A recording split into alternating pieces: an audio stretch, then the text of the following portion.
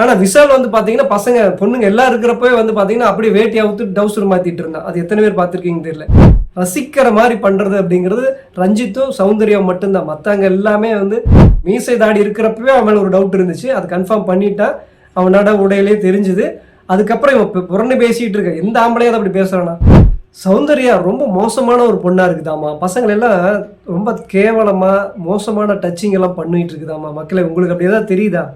எனக்கு என்னமோ சௌந்தர்யாவை பார்த்தா அந்த மாதிரி தெரியல. இன்னசென்ட் அப்படின்னு சொல்லுவாங்க இல்லைங்களா, அந்த மாதிரி வந்து அந்த பொண்ணு இல்லைனாலும் நடிக்குதுனாலும் கூட அந்த வீட்லேயே கொஞ்சம் விவரம் இல்லாமல் ஒரு இன்னசென்ட்டாக இருக்கிற மாதிரி இருக்கிறது எனக்கு தெரிஞ்சு சௌந்தர்யா தான்.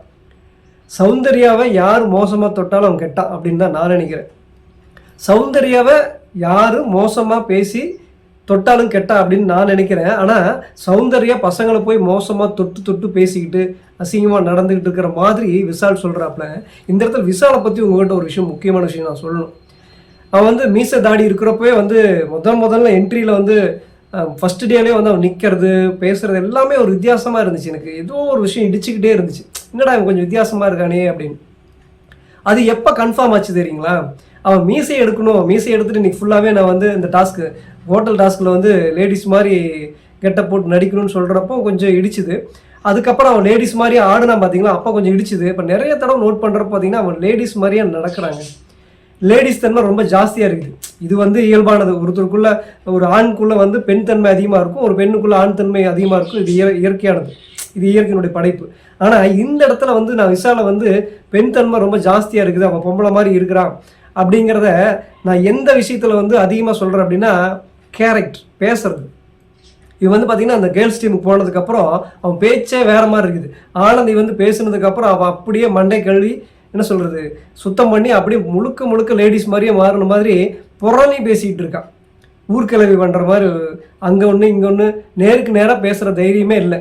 இன்றைக்கி என்ன நடந்தது லைவில் அப்படின்னு வந்து பார்த்தீங்கன்னா, சௌந்தர்யா வந்து ரஞ்சித் மேலே காலை போட்டு சப்பரி மேலே தலையை வச்சு படுத்திருந்தாப்லையா.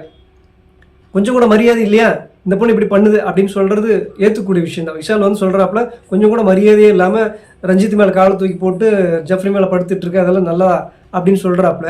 அப்போ வந்து பார்த்துட்டு எனக்கு கோவம் வந்து உடனே நான் என்ன பண்ணிட்டேன், ரஞ்சித் சாரை எந்திரிச்சு நீங்கள் வாங்க அப்படின்னு சொல்லி நான் சொல்லிட்டேன் அப்படின்னு சொல்கிறாரு இல்லையா. அதாவது ரஞ்சித் சாருக்கு மரியாதை கொடுக்கல, அந்த என்ன அவ்வளோ பெரிய மனுஷன் மேலே காலை தூக்கி போடுறது அப்படிங்கிறது சொல்கிறப்ப நியாயமாக இருக்கிற மாதிரி தான் இருக்குது. அவ்வளோ நல்லவன் இல்லை நீ, அவ்வளோ நல்லவனாக இருக்கே இல்லை, ரஞ்சித் சார்கிட்ட சொல்கிறதுக்கு பதிலாக நீ சௌந்தர்யிட்ட சொல்லிட்டு போக வேண்டியதானே. ஏமா அவ்வளோ பெரிய மனுஷன் மேலே காலை தூக்கி போட்டிருக்கே, இது நல்லா இருக்குமா, பார்க்குறவங்க என்ன நினைப்பாங்க, இது மரியாதை குறைவாக இருக்கும் இல்லையா அப்படின்னு நீ நேருக்கு நேராக நீ என்ன பண்ணியிருக்கணும், அங்கே சொல்லணும். நீ அங்கே சொல்லலை, இங்கே தனியாக ரஞ்சித்தும் இல்லை, முத்தும் இல்லை, சௌந்தர்யாவும் இல்லை.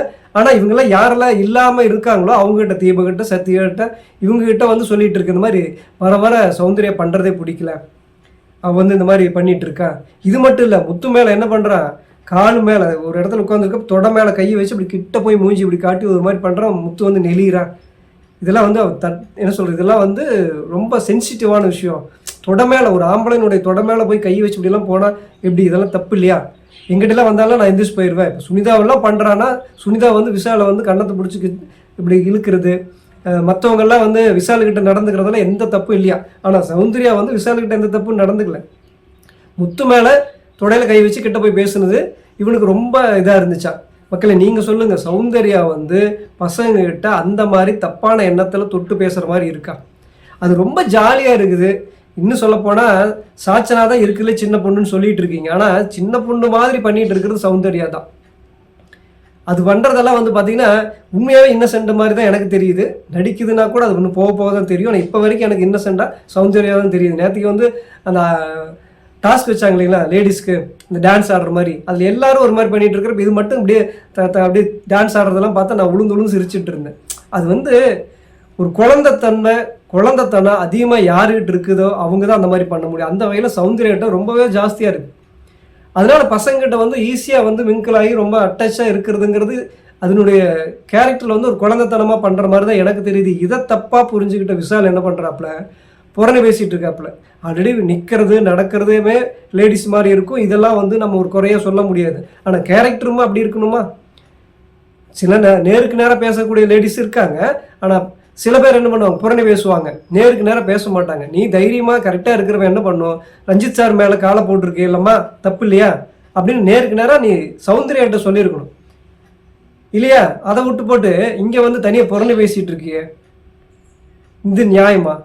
அது மட்டும் இல்லாம அந்த பொண்ணு வந்து முத்துக்கிட்ட அந்த மாதிரி நடந்ததுன்னா முத்துவே நேருக்கு நேரம் மூஞ்சிக்கு நேரம் சொல்லிட்டு போயிடுவான். விஷால் மாதிரிலாம் கிடையாது, அங்க ஒன்று பேசி இங்க ஒன்று பேசி, அங்க வந்து நேருக்கு நேரம் நல்ல மாதிரி பேசிட்டு இங்க வந்து புறன்னு பேசிட்டு இருக்கிற மாதிரிலாம் முத்து கிடையாது. அம்மா இந்த மாதிரி நீ கை வைக்கிறது எனக்கு பிடிக்கல அப்படின்னு அவன் ஓப்பனா நேருக்கு நேரம் சொல்லிடுவான். அவன் நெளிஞ்சதெல்லாம் அப்படிங்கிறதெல்லாம் அந்த மாதிரிலாம் கிடையாது. இது வரைக்கும் ஒரு பொண்ணுங்க கிட்ட தப்பா பேசுற மாதிரி வந்து இல்லை. ஆனால் ஆனந்த் கிட்ட வழிகிறாங்கிறது விட்டுருங்க, அது வந்து பேச்சாற்றல் ரொம்ப ஜாஸ்தியாக பேசுறதுனால ஒரு அது ஆட்டோமேட்டிக்காக ஒரு வழிகிற மாதிரி இருக்குமே தவிர மற்றபடி தப்பாக வந்து எதுவுமே முத்து நடந்துக்கல, சாச்சனம் என்ன சொல்கிறது சௌந்தர்யம் நடந்துக்கல. ஆனால் விஷால் வந்து பார்த்தீங்கன்னா பசங்க பொண்ணுங்க எல்லாம் இருக்கிறப்பவே வந்து பார்த்தீங்கன்னா அப்படியே வேட்டி அவுத்து டவுசர் மாற்றிட்டு இருந்தான். அது எத்தனை பேர் பார்த்துருக்கீங்கன்னு தெரியல. பொண்ணுங்கெல்லாம் கூட என்னப்பா நீங்கள் இப்படி லைவில் எப்படின்னு சொல்கிறது, ட்ரெஸ்ஸை வந்து இப்படி என்னது ஏன்னா ஆசாரம்னு சொல்லுவோம் இல்லையா நம்ம இதில், எனக்கு இது இங்கிலீஷில் இருக்குன்னா தெரியல. அந்த இடத்துல அப்படியே டவுசரை போட்டுக்கிட்டு தலையெல்லாம் நிற்கிறப்போ, அது பவித்ரா தலையில நிற்பாங்க, ஜஃப்ரி தலையில நிற்பாங்க. அப்போ வந்து முத்து மாதிரி கேரக்டராக வந்து விஷால் பண்ணிட்டு இருந்தான். அந்த டைமில் நடு ஹாலில் அப்படியே வேட்டியை எடுத்து டவுசர் மாட்டிட்டு வேட்டி கழட்டிக்கிட்டு இருக்கான். இதெல்லாம் கேவலம் இல்லையா? இது அசிங்கம் இல்லையா? அதை விட சௌந்தர்யா பண்ணுறாங்க. சௌந்தர்யா வந்து எனக்கு தெரிஞ்சு ஒரு தப்பான தொடுதலோ தப்பான பேச்சோ எதுவுமே இல்லை. அது வந்து என்ன சொல்கிறது, சுனிதா வந்து சௌந்தர்யாவை டார்கெட் பண்ணுது, அதுக்கு பதிலடி கொடுக்குது, அவ்வளோதான். ஒரு இன்னசென்ட்டான ஒரு கேள் அப்படின்னா அது என்னை பொறுத்த வரைக்கும் சௌந்தர்யா தான். ரசிக்கிற மாதிரி பண்ணுறது அப்படிங்கிறது ரஞ்சித்தும் சௌந்தர்யா மட்டும்தான். மற்றவங்க எல்லாமே வந்து எல்லாம் அறவேக்காடாக சுற்றிட்டு தெரியுது.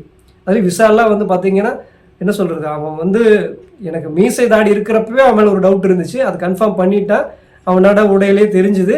அதுக்கப்புறம் இவன் இப்போ புறணி பேசிகிட்டு இருக்க எந்த ஆம்பளையாவது அப்படி பேசுகிறானா? யோசிச்சு பாருங்க. இந்த பிக் பாஸ் 8ல் விஷால் மாதிரி பொம்பளை மாதிரி புறணை பேசுறது, நேருக்கு நேரம் முகத்துக்கு நேரம் பேசாமல் புறளை பேசிகிட்டு இருக்கிறது எந்த ஆம்பளையாவது பண்ணுறானா? எவடா இருந்தாலும் நேருக்கு நேரம் பேசுகிறான். அருண் உட்பட நேருக்கு நேரம் பேசுகிறான். விஷாலுக்கு மட்டும் ஏன் அப்படின்னா லேடிஸ் டீம் கூட போனதுக்கப்புறம் அவனுடைய தன்மை ஒரிஜினாலிட்டி இப்போ தான் வெளிப்படுது, ஒரு அப்பட்டமாக தெரியுது. அதுக்காக வந்து சௌந்தர்யா மேலே வந்து இது வந்து தப்பாக போயிடும் அப்படின்னு சொல்லி நீ தப்பாக வந்து பண்ணுறதுனால சௌந்தர்யாவை தொட்ட நீ கெட்ட, அவ்வளோதான்.